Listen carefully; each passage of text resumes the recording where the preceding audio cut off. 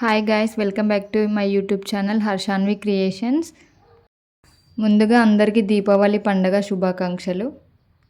మేమైతే ఈ సంవత్సరం దీపావళికి మా మమ్మీ వాళ్ళ ఇంటికైతే వెళ్ళాము. ఎవ్రీ ఇయర్ అయితే మేము కేదారేశ్వరం వ్రతం మా నాన్నమ్మ వాళ్ళ ఇంట్లో జరుపుకుంటాము. కానీ ఈ సంవత్సరం ఫస్ట్ టైం అమ్మ వాళ్ళ ఇంట్లో జరుపుకున్నాము. మేము అమ్మ వాళ్ళతో కలిసి కేదారేశ్వరం వ్రతం ఎలా జరుపుకున్నాము అనేది ఈ వీడియోలో ఉంటుంది. ఇది 2 days జరుపుకుంటారు నోములు. ఇది డే 1 అన్నమాట. సో డే 1 అయితే మేము మార్నింగే లేచి ఇంకా రెడీ అయ్యి బంతిపూలు అయితే కుచ్చాము. ఇంకా డోర్లకి, గేట్లకి, ఇంకా దేవుడి దగ్గర పటాలకి, ఇంకా బోనాలకి కూడా ఈ బంతిపూలు అయితే మనం దండలాగా కుచ్చుకోవాలి. కేదారేశ్వర వ్రతం అంటే ఏమిటో కాదండి, శివుడి పార్వతిని అంటే ఇక్కడ గౌరీదేవిగా కొలుస్తారు.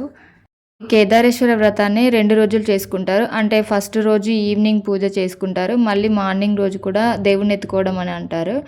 కేదారేశ్వర వ్రతాన్ని చాలామంది దీపావళి రోజున నోముకుంటారు. లేదు అంటే కార్తీక మాసంలో ఏదైనా ఒక మంచి రోజు చూసి కూడా నోముకోవచ్చు.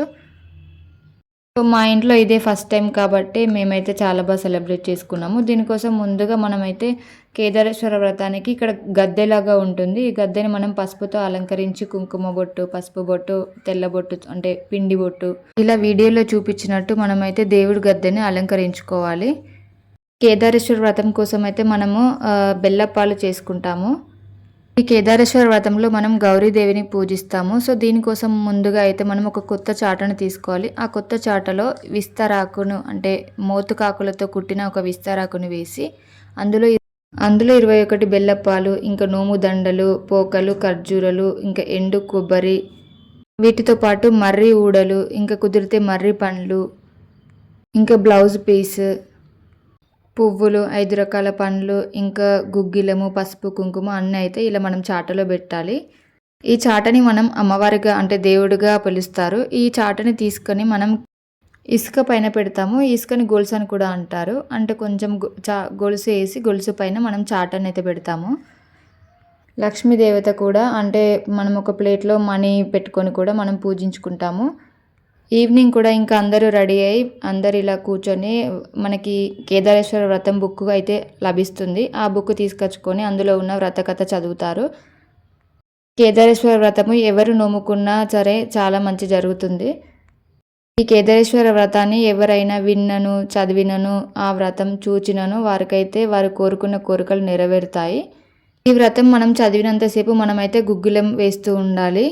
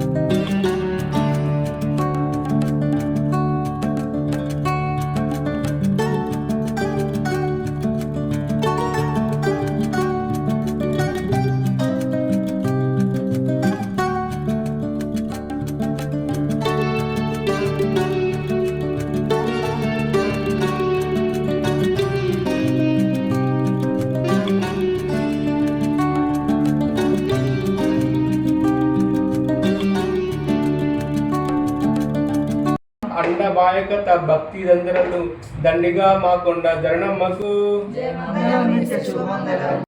ఇలా వ్రత కథ చదవడం అయిపోయిన తర్వాత మనము గౌరీ దేవికి అయితే మంగళహారతి ఇస్తాము. ఇలా మంగళహారతి ఇచ్చిన తర్వాత ఇంకా అమ్మవారి పైన అక్షింతలు వేసి కొబ్బరికాయ కొట్టి బెల్లం పాకంతో అయితే ఉపవాసం ఉన్న వాళ్ళు ఉపవాసం వదులుతారు. ఇంక ఇలా అందరూ ఒక్కొక్కరు వచ్చి అమ్మవారిపై అక్షింతలు వేసి ఆశీర్వాదం తీసుకుంటారు.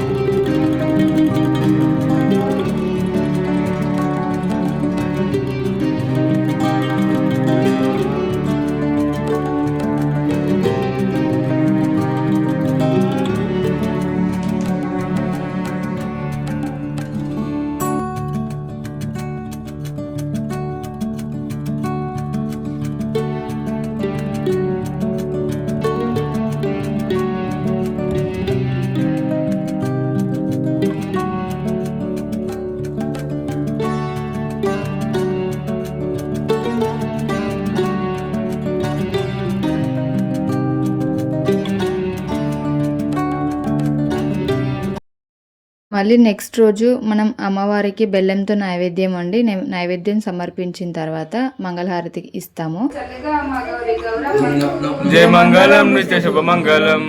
పండు టాకులు మంచి పాకుగా కొబ్బరి నిండు వేడుకలోను నీలమ్మకు అండబాయక భక్తులందరి ఇళ్లలోను దండిగా అమ్మకొండ ధరణమ్మకు జయ మంగళం.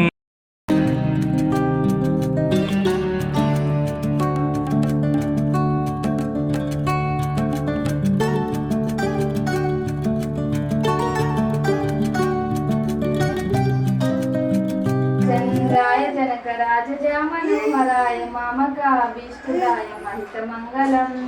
జయ మంగళం నిత్య శుభమంగళం.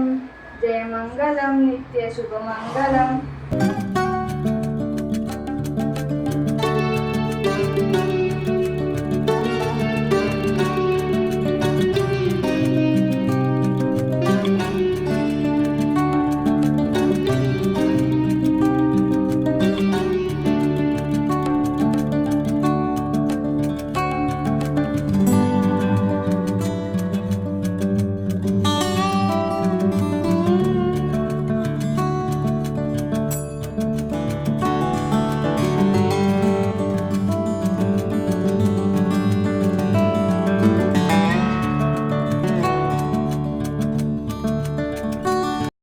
ఇలా మంగళహారతి ఇచ్చిన తర్వాత తలపైన అంటే చాట తీసుకొని తలపైన భుజం పైన ఇలా 5 సార్లు ఎత్తుకుంటారు. దీన్ని దేవుడు ఎత్తుకోవడం అంటారు.